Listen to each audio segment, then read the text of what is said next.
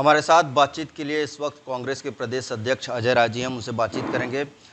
Sir, Akhilesh Yadav ने बयान दिया है कि जो सरकार है सिर्फ अगड़ों के लिए काम कर रही है, पिछड़ों के लिए कुछ काम नहीं कर रही। क्या आपको लगता है कि जो यूपी में जो 27 की लड़ाई है अब अगड़ा और पिछड़े के बीच होगी?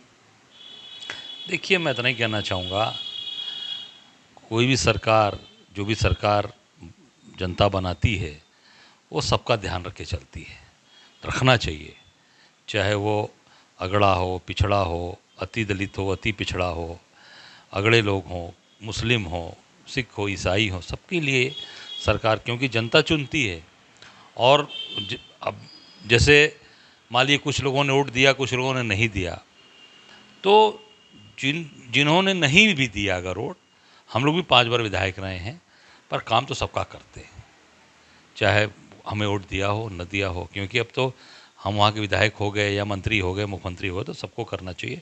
मुझे लगता है इस सरकार को सबका काम करना चाहिए, कोई भेदभाव नहीं करना चाहिए, चाहे वो माइनॉरिटी के लोग हों, चाहे अगड़े हों, चाहे पिछड़े हों, सबका काम करना चाहिए और सबको लेकर चलना चाहिए। आपको लगता है कि भेदभाव हो रहा है इस सरकार में? नहीं, ये सरकार तो पूरी तरीके से, मैं इतना ही कहना चाहूँगा कि केवल और केवल अपनी मार्केटिंग कर रही है, अपनी एक ब्रांडिंग कर रही है।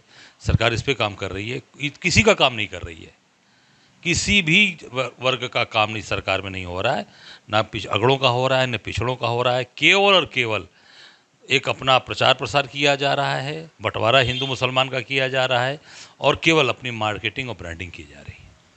मुख्यमंत्री योगी आदित्यनाथ ने कल सदन में बोला था, आपने भी सुना होगा, उनका महाकुंभ को लेकर के उन्होंने कहा था कि जिसकी जैसी भावना है उसको वैसी चीज़ें दिखाई दी।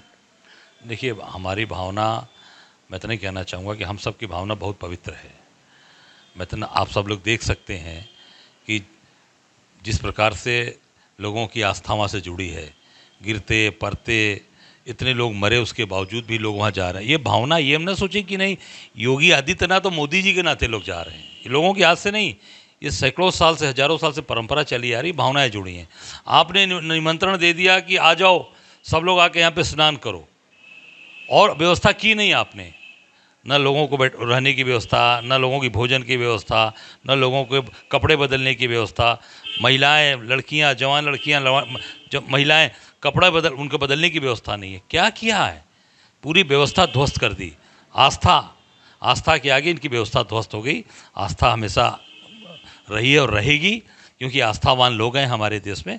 मैं महाकुंभ में आए सभी अपने दर्शनार्थियों का, स्नान करने वाले माताओं और बहनों, बुजुर्गों का, सभी बच्चों का, सबको मैं शुभकामनाएं देता हूं, सबको अभिनंदन करता हूं। और सब लोग आए, भगवान सबकी मनोकामना पूर्ण करे। पर सरकार ने जो व्यवस्था की है बहुत ही रद्दी और बहुत ही घटिया की उसकी व्यवस्था की थी सरकार ने।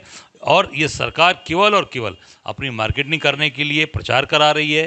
रेडियो चैनल्स पे प्रचार हो रहा है, टीवी पे प्रचार हो रहा है, समाचार पत्रों में प्रचार हो रहा है, पर इतना सब कुछ करके तो बुला लिया आपने, पर वहाँ व्यवस्था क्या है?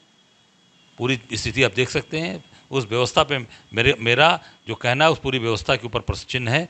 जो यहाँ से लौट के जा रहे हैं लोग, वो सब लोग कोसते जा रहे हैं सरकार को, सरकार की व्यवस्था को। और आस्था बहुत मजबूत है, आस्था के आगे व्यवस्था पूरी तरीके से ध्वस्त हो चुकी है।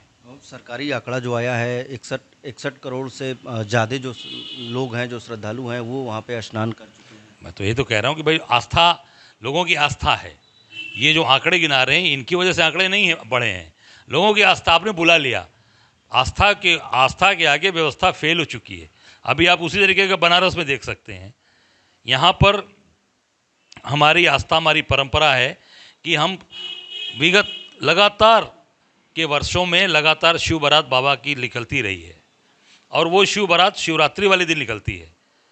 अब यहाँ के सरकार के, योगी जी की सरकार और व्यवस्था, जो यहाँ का प्रशासन है, उसने अपने सुविधा के अनुसार उस बारात को 27 तारीख करा दिया था।